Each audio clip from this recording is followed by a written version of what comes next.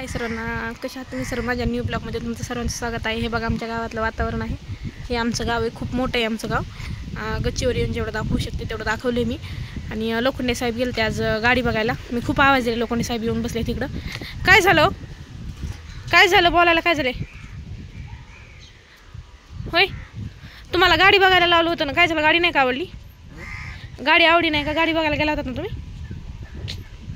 गाडी बघायला गेलो होतो. हां, मग काय झालं? आवडलीच नाही मला. तुम्ही डायरेक्ट असं का सांगत नाही की तुम्हाला गाडी बघायची नाही, तुम्हाला काही काम करायचं नाही? तुम्ही उगा कारण कशाला द्यायला लागला तो? हां, मग राहतो घरी मी. नाही असं पण तुम्हाला घरीच बसायचं, तुम्हाला कंटाळा येतो कामाचा. तर तुम्ही नाटकं उगा लावली, चांगली गाडी विकली आणि पुन्हा नाटकं करायला लागलात. काय एवढी पैशाची गरज होती तुम्हाला? तुम्ही गाडी विकली. मला खरंच पैसे नव्हते खर्चायला. मग खर्चाच्या पैशासाठी गाडी विकायची ना, आता कशाने गाडी घ्यायची? गाडीचे पैसे खर्चून टाकलेत म्हणल्यावर कर्ज काढून घ्यायची. ते कर्ज कोणी फेडायचं? मी एक 10 पैसे सुद्धा फेडू लागणार, मी 10 पैसे सुद्धा फेडू लागणार नाही. दिवसभर खातात आणि झोपातात ना, ते तुमचं तुम्ही ठरवायचं कशी फेडायची काय करायची. 5 वाजले की बाहेर निघतात. ऊस नाही तरी लोक रस्त्याने वाटीत नाहीत, वापस द्यावं लागतात त्यांचे. कुणी कापलेल्या कणगुळीवर आता हे होत नाही. माझे मित्र लय मोठे मित्र लय देतात मला पैसे. देतात ना? मी या ना, जा घेऊन या पैसे. मग गेलतो ना बघा अजून. मग जा ना घेऊन या, लय मोठे यार. आपण नाही, आपल्याला 4 व्हीलर पुन्हा घ्यायची. हां, अगोदर एमएटी घ्यायची आपल्याला. कशाला घ्यायची एमएटी? म्हणजे ते तर लोकलला फिरायला. नुसतं फिरायचं आणि खायचं काय? नुसतं फिरून खायचं काय? अहो झालं यायला होईल, दूध आणा होईल. थोडा विचार करा हो, धंदा पाणी काहीतरी बघा हो. असं बसून नसतंय भागत हो. तुम्हाला इतके उदाहरणं देऊन सुद्धा तुम्हाला काहीच फरक पडत नाही. हां, किती उदाहरणं देते, किती बोलते मी तुम्हाला लोखंडे साहेब. एक काम करू.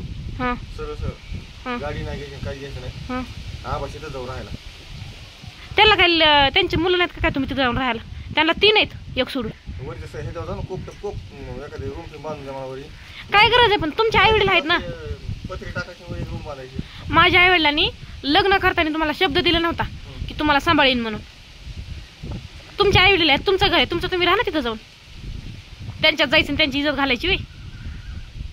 अहो सारखं तिथं पडल्यावर इज्जत राहत नसते हो.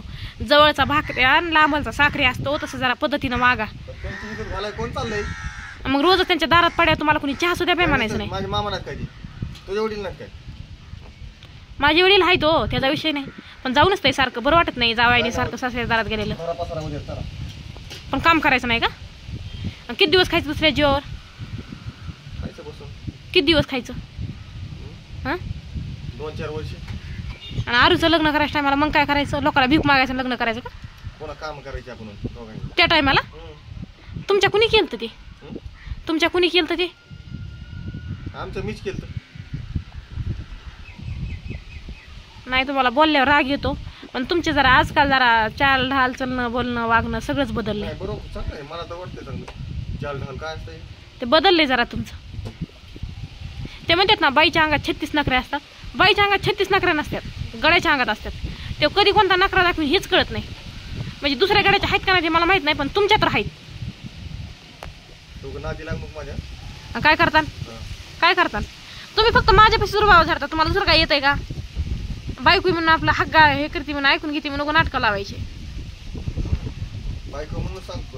बायको बी पद्धतीने राहावं लागले तरच बायको बी करीत असते.